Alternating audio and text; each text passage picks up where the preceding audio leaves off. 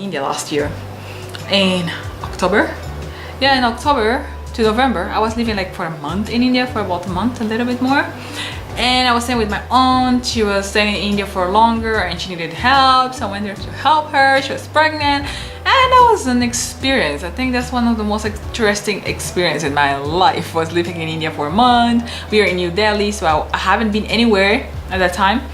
Yeah, we were in New Delhi, paying rent, going for grocery shopping, going to the mall, you know, visiting Delhi. We're just living, taking the tuk-tuk rickshaw. In the beginning, we're a little bit apprehensive. Oh no, it's dangerous. But then we actually felt more comfortable taking the rickshaw than taking those so-called normal taxis. So that was a nice experience. Then November, December, January, February. Okay, 3 months later, I went back because India has always been my dream place, with China and Russia, and I have this huge lonely planet just dedicated to India, and I'm still going back because this country is very interesting and there's so much to see. I stayed for 1 month again. I went for my birthday, I celebrated Holi, I experienced death in life in Varanasi, I went to whole Rajasthan. It was gorgeous. I fell in love with Goa. That's just one of the most beautiful places I have ever been. And yeah, India will always have an interesting and beautiful place in my heart.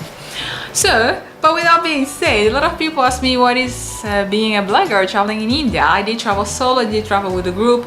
So, but I went there by myself, and I stayed with a group when I was traveling the north, and then after I went by myself in the south. I was in Rajasthan.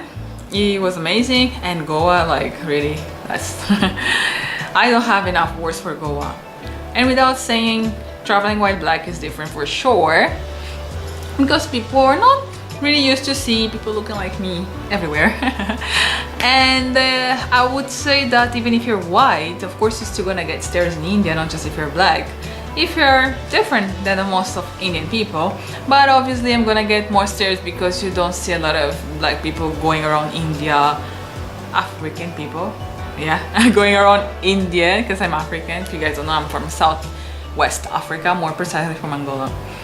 And especially if you have a hair like mine. Even though I didn't have my natural hair at that time when I went to India, I had braids. It's still something not very common, you know. So I knew I would get stares because I was living in Delhi for a month, and I still had braids when I was in Delhi. And yeah, people would come, touch my hair and smile. So I already knew it. It wasn't something that I didn't know what to expect. And to be honest, I live in Asia for the past 11 years. So being stared at, being the different one, is not new to me. But in India, the stares were in another level. Another level. And one thing that I was very shocked and surprised, because I know a lot of Indian people that don't live in India, you know, Indian British or Indian from other places, from France, and so far they have never stared at me. Of course, they live in other countries, but still, I know a lot of, and I've seen a lot of dark-skinned Indian, very, very dark, not brown, dark. And I even saw it in the trip, and I saw it even before I haven't been in India. So it's a little bit like, oh, they have never seen someone like me, but there's a lot of people who are as dark as I am, or even maybe more.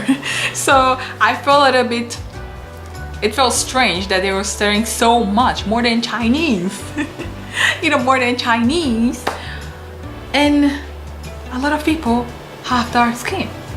I could feel like, okay, they're staring at my hair. Okay, I have a different hair and I have a different features. Even though they can be dark skinned, they have a different features. You can see that they're Indian and I'm African. But still, the stares in India is in another level, so be ready. But it's nothing bad either. It's not like they're looking at you like they're gonna kill you or something. But it's really like,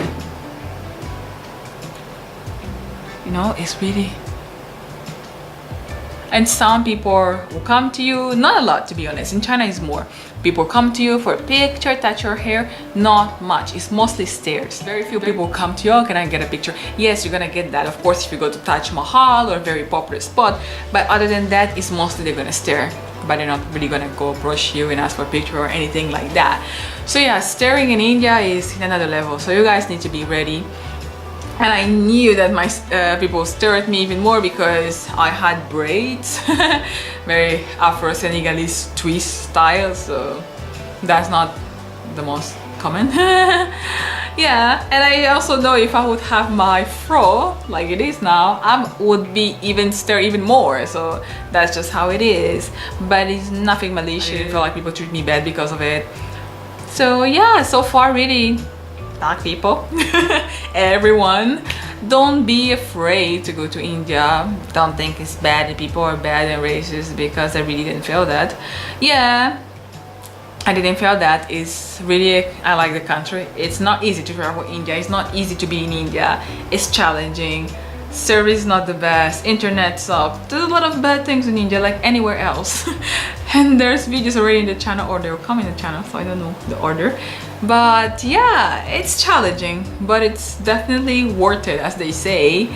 The best things don't come easy, and the best adventures surely involves some difficulties, involves some understanding, and you need to push it through. But India is totally worth it. It is actually one of my favorite countries.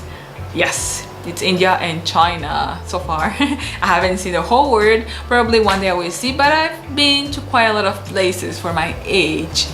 So yeah, India is in my top 5. So guys, if you can, go to India. I will see you for next video. Adios.